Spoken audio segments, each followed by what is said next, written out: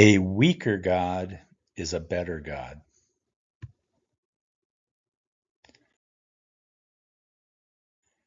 For centuries, traditional theism has described God as omnipotent, omniscient, and benevolent, a cosmic ruler who controls history, rewards the righteous, and punishes the wicked.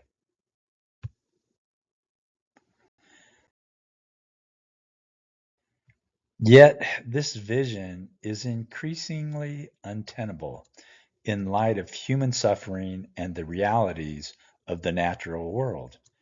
If God is all powerful, why do innocent children die of disease? If God is perfectly good, why is cruelty woven into human history? If God is sovereign, why is the world so full of chance, tragedy, and injustice?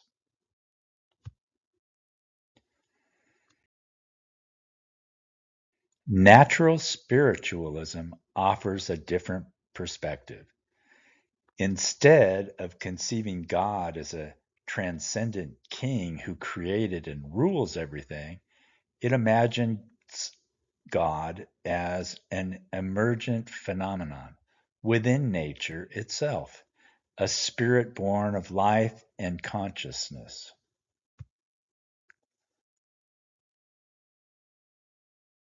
This God is not omnipotent, but limited, not authoritarian, but compassionate, not distant, but embedded within the struggles of existence.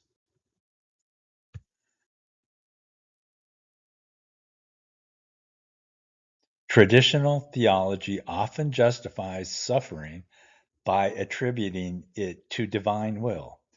When tragedy strikes, victims may be told that it is God's punishment or that God has a plan.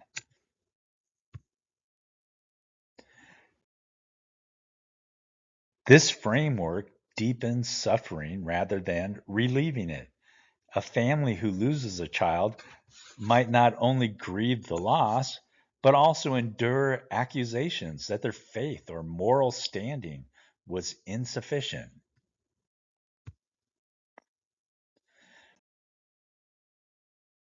The philosopher Epicurus framed this dilemma as early as the 3rd century BCE. If God is willing to prevent evil, but not able, he is weak. If he is able, but not willing, he is malevolent. If he is both able and willing, why does evil exist?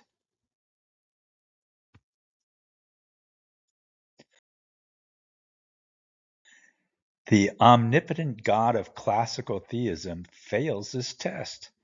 A deity who could prevent immense suffering but chooses not to is not morally praiseworthy.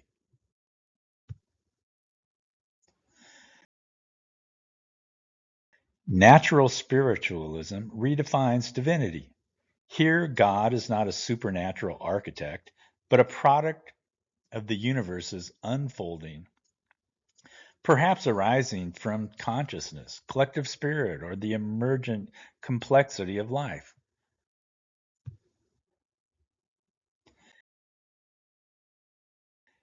A limited spirit.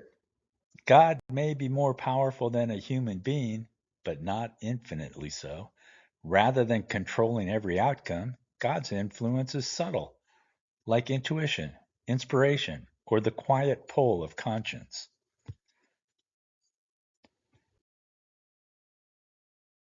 Embedded in life, this God shares in the world's struggles, much like humans do.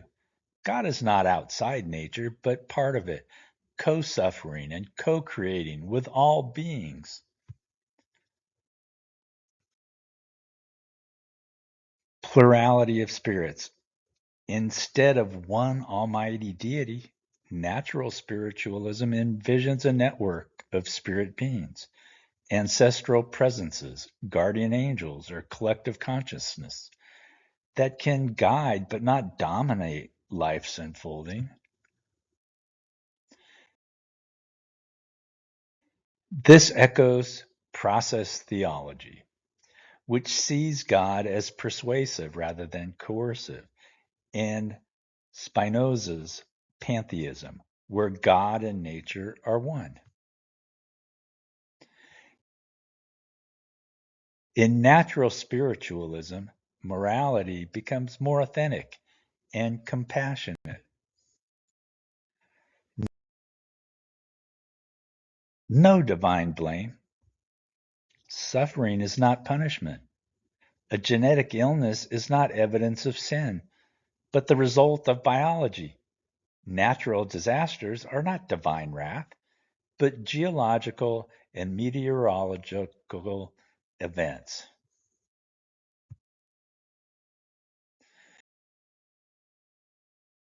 No misplaced credit.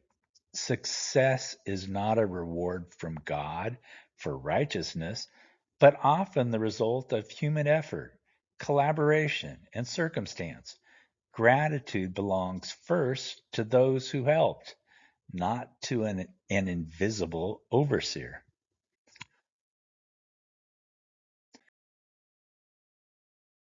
Responsibility on us. Human choices and community action matter more than obedience to divine decree. Justice, compassion, and healing are within our hands, not dependent on divine intervention. This avoids the cruelty of blaming victims while encouraging responsibility for one another.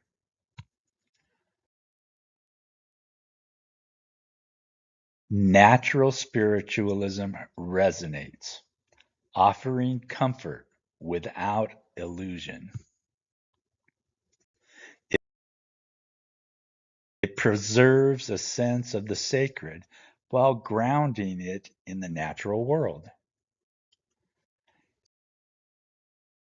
It paints God as good, but not omnipotent, capable of empathy, but not authoritarian control. It encourages gratitude and responsibility directed toward real people, communities, and the natural environment. It removes guilt-based religion and replaces it with a moral framework rooted in compassion, realism, and humility.